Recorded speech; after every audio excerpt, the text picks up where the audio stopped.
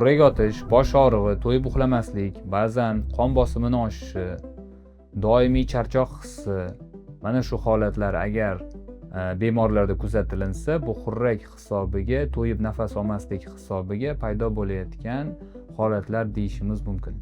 Bemorlarimiz kardiolog yoki bo'lmasa nevropatolog huzuriga har xil shikoyatlar bilan, asosan qon bosimi yoki bo'lmasam bosh og'rig'i, surunkali doimiy bosh og'rig'i shikoyatlari bilan ko'p murojaat qilishadi. Mana shu bemorlarning aksariyatida kechqurun to'yib uxlamaslik, xurrak otishi, og'izdan nafas olishi, burundan yaxshi nafas olmasligi kabi holatlar kuzatiladi. Va mana shu muammolarning yechimi burundan nafas olishni buzilishi bo'lib hisoblanadi. Ya'ni to'liq tekshirganimizda bemorda qon bosimi yoki bo'lmasa doimiy bosh og'rig'ining sababi bo'lib xurrak otish yoki burundan yaxshi nafas olmaslik mana shu holatni keltirib chiqarayotgan bo'ladi. Kechqurungi uyqu paytida burunni bitib qolishi og'iz ochilishiga sababchi bo'ladi va og'iz orqali nafas olishi hisobiga xurrak paydo bo'la boshlaydi. Mana bu holatni doimiy davom etishi, doimiy kislorod yetishmovchiligi va tiniqib uxlamaslik kabi holatlarni keltirib chiqaradi va bemor uxlab uyg'ongan paytida dam olish o'rniga charchoq holatini his qilib uyg'onadi ertalab va doimiy bosh og'riqlari bilan nevropatolog huzuriga murojaat qiladi.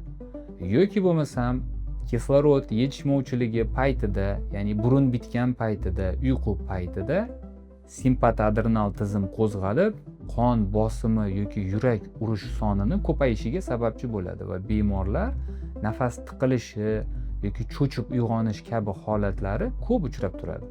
Mana shu holatlarni yechimi sifatida ko'pincha burunni ochuvchi spreylardan ham foydalanib turishadi va bunga ko'p holatlarda o'rganib qolish rivojlanadi. Asl muammo burunni to'liq nafas yo'lini tiklash, qiyshiqligi bo'lsa to'g'irlash, chig'anoqlar kattalashgan bo'lsa uni kichraytirish va shu kabi dori-darmonlardan foydalanish tavsiya etiladi va qat'iy lor nazoratida. Agar operativ davo talab qilinadigan bo'lsa, hozirgi kunda burun to'sig'ini to'g'irlash, burun yo'llarini ochish kabi operatsiyalar juda ham ommalashgan va xurrakni ham operatsiya yo'li bilan davolash metodikalari hozirgi kunda ishlab chiqarilgan. Bizda 10 yildan beri qon bosimi bilan kurashib kelayotgan bemor, ya'ni bu bemorning yoshi taxminan 68-70 yosh atrofida. Tekshirganimizda burundan yaxshi nafas olmaslik va doimiy xurrak otishi, kechqurun nafasni tiqilib qolish holatlari kuzatilishini aniqladik va bemorga operativ davo tavsiya etdik. Bir vaqtning o'zida burun to'sig'i va pastki chig'anoqlari korreksiya qilindi va xurrak otishiga qarshi operativ davo, ya'ni olopalatoplastika deyiladi. Mana shu operatsiyani amaliyotini o'tkazdik. Bemor taxminan operatsiyadan keyin 2 hafta 20 kun davomida reabilitatsiya paytida bo'ladi va undan keyin to'liq qon bosimi normallashib, xurrak otishi yo'qolib va qon bosim tushiruvchi dorilardan to'liq chiqib ketdi. Ya'ni bu holatni aytishimiz mumkinki, mana shu burun muammosi yoki xurrak muammosi qon bosimini doimiy ko'tarilishiga va qon bosim tushiruvchi dorilarni ta'sir qilmasligiga sababchi bo'lgandi.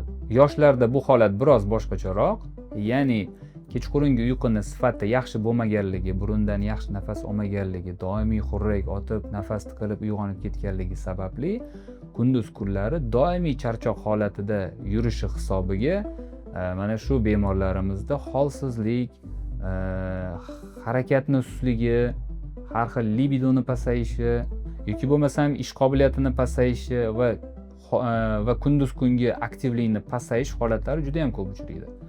Mana shu bemorlarni operatsiya yoki dori-darmon bilan davolaganimizdan keyin ish faoliyati, hayotda bo'lgan aktivlik darajasi va turli xil kayfiyatga bog'liq o'zgarishlar juda ham yaxshilanganligini ko'rish mumkin.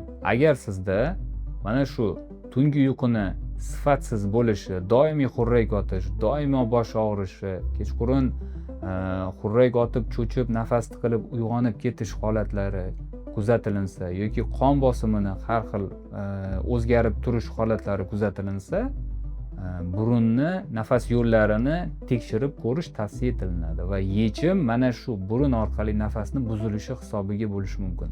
video sizga foydali bo'ladigan bo'lsa, saqlab qo'ying, like bosing va bizga obuna bo'ling va o'z tanishlaringizga jo'natib qo'ying.